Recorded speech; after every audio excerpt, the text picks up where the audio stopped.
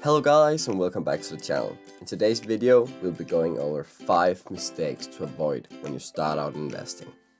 If you guys enjoyed the video so far, please make sure to subscribe to my channel for future videos about investing.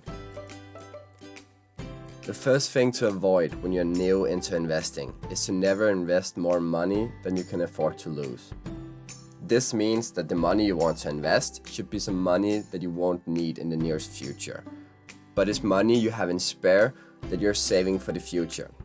The risky thing about investing is that you never know when the next financial crisis will hit, and therefore you might lose a big chunk of your money invested, and the whole point about investing is to make money, which then wouldn't happen. So first off, you have to figure out how much money you want to invest. Even though the chances of a huge drop right after your investment is very small, there is a chance, and therefore you shouldn't use investing as an option to grow the money you'll need for the next month just a little bit extra. Which is also the reason why being a long-term investor is a safe choice.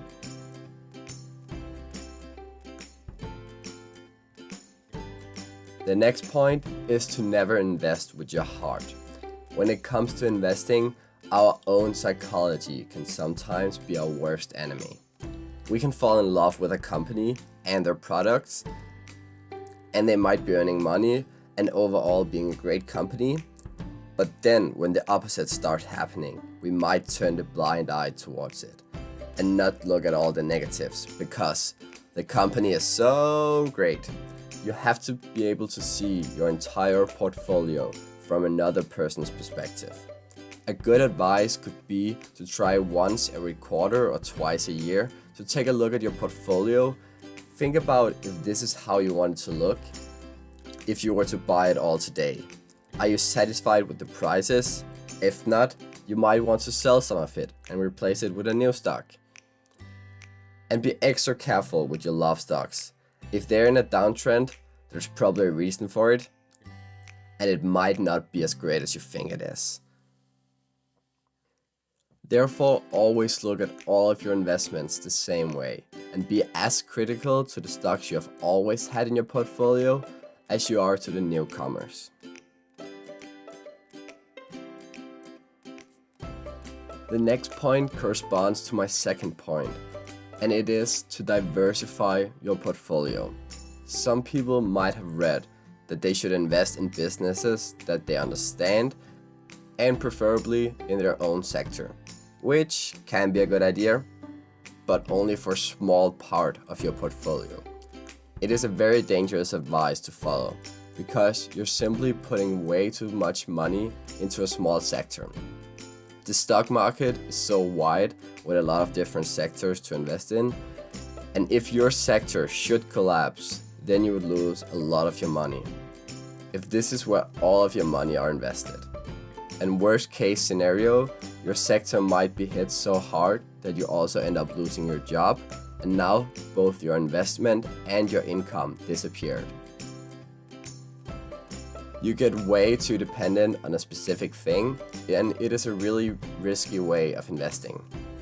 This is also why investing in stocks from your own company can be risky. If you work in a company where you're able to buy stocks, it might sound like a good idea to invest, both to support your company, but also to show that you believe that the company you work for is great. But what if your company is all of a sudden hit pretty hard by a crisis, and you get fired, and your stocks will drop 50%? Then you lost way too much money on a single sector, and you are way too dependent on just your own company. This is why you should always remember to diversify your portfolio, spread it out on a lot of different sectors and even a lot of different countries, so you limit your risk as much as possible and won't be dependent on a specific sector or country and their economy. I went over dollar cost averaging in my previous video about how to invest during a financial crisis, so if you want to know more about that, you could go and check that out. My fourth point is trying to time the market. It is nearly impossible to time the market and to enter the market when we have hit the bottom. Everyone is trying, but next to no one are able to do it. And you shouldn't try, especially as a new investor. It is very risky. Well, how should you invest then? You should simply use the method, dollar cost averaging, as I just mentioned, where you're able to enter the market with a certain percentage of your money at a time and then spread it out on multiple weeks or months. This will lower your risk of entering just before a crash and is simply just a great way of limiting your risk. My fifth and final point is to have a plan, which might seem super boring, and yes, it might be, but this is probably at the same time the most important of all of them. As I mentioned earlier, our psychology can be our worst enemy, but if you have a plan and stick to it, it won't be. You need to figure out what type of investor you are, a day trader, a swing trader, or the most common and simple, long-term investor, which is probably what most of you guys should aim for. If you are long-term and you want your money to grow for many years, then a small drop in the market shouldn't give you any concerns, because it'll most likely rise again in the long run. If you don't have a plan, on the other hand, this might give you a lot of concerns, and you might be thinking, now when everyone else are selling their stocks, I probably should as well. And this is what you can avoid with a plan. You have to figure out how much money you're willing to lose before you're going to sell. If you're even going to sell, or if you just want to invest once and then let your money rest for many years.